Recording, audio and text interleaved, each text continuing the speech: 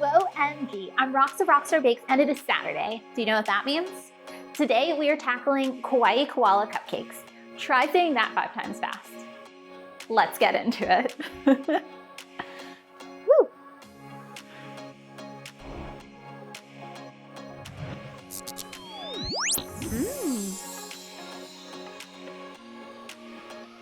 I'll include the tool card at the end of the video.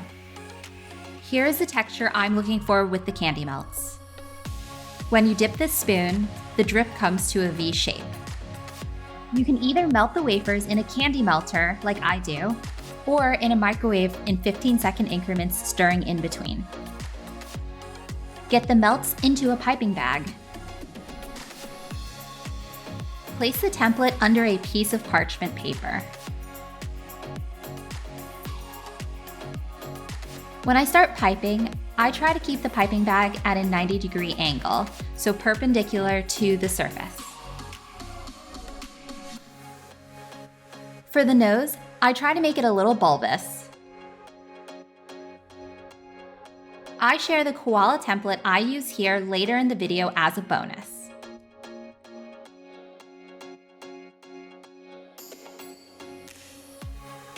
Here's a tip. When you're not using the melts, you can keep it upside down in a pint glass so it doesn't spill out of the tip.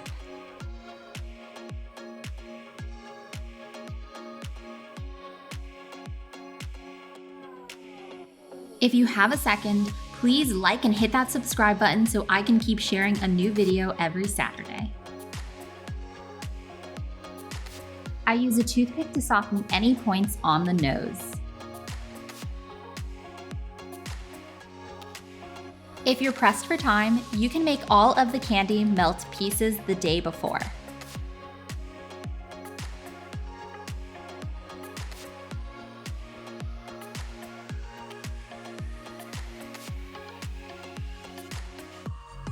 For the leaves, I grab a new piece of parchment paper, then I pipe a little dot, and then I use a toothpick to drag and create a tip.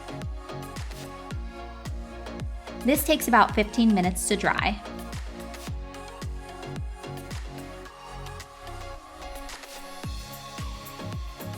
So here's another tip. When you're done with the melts and they get cold, wrap them up in saran wrap or place what's remaining in the piping bag in a Ziploc bag. You can save these for later and you can always reheat them later too.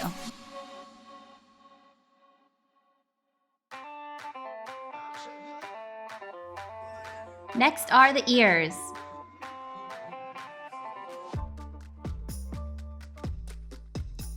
I have my pink melts submerged in warm water so they can go a little longer without reheating.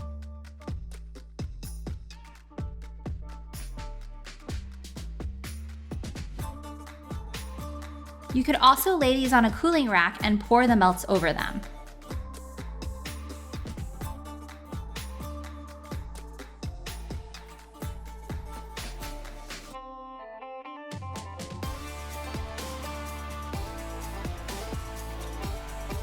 I personally like to drop the Nilla wafers in one at a time into the melted candy.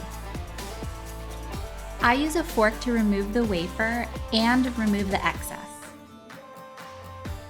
The reason I like to drop them in one at a time is that I can shake off the excess. Don't worry about the fork marks. I place those edges into the cupcakes so the buttercream is covering it. You'll see.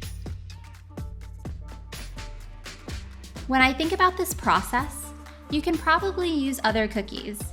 Like Thin Mints would work great. I let these dry.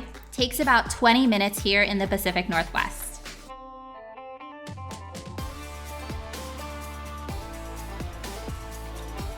Then, to complete the ears, I pipe the hair on the ears.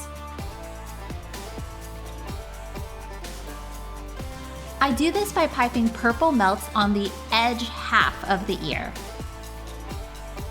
And then I take a toothpick to pull the edges to create a fringe or fray.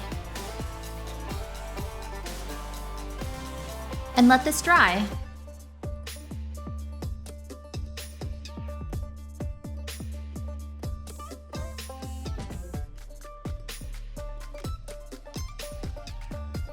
Here is the mini size for context. There are two sizes that I know of with Nilla wafers, a mini and a regular.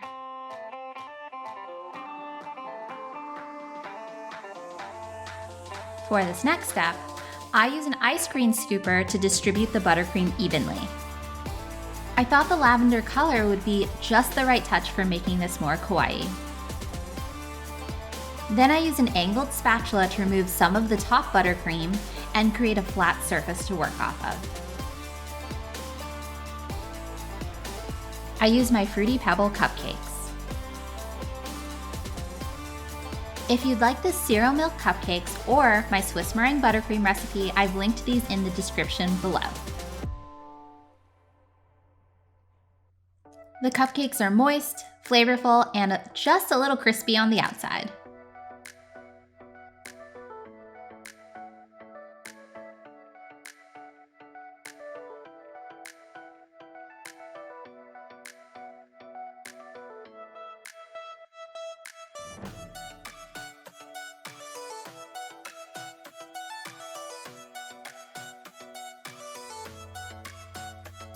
I take the dry ears and place them between the buttercream and the cupcakes.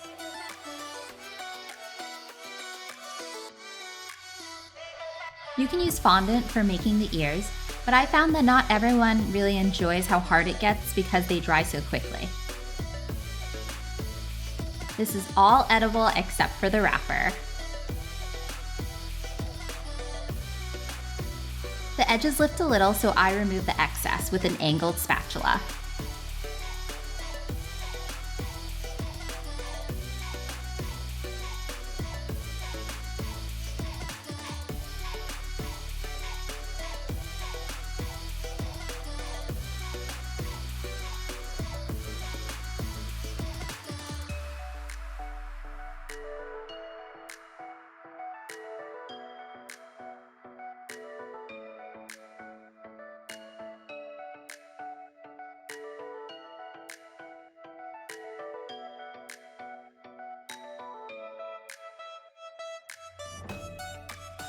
When I'm done with this step, I place the cupcake in the fridge for 10 to 15 minutes to let the ears settle in.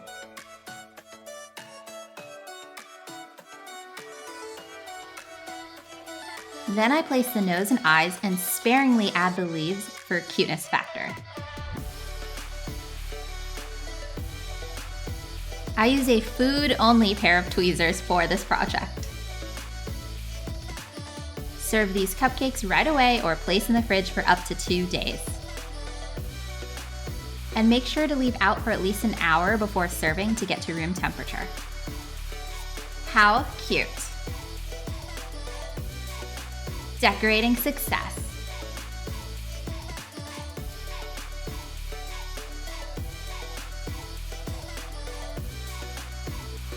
As promised, here is the tool card.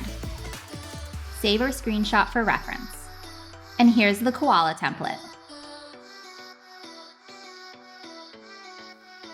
Thank you so much for watching. I hope you have a stellar week, and I will see you here next Saturday. Bye.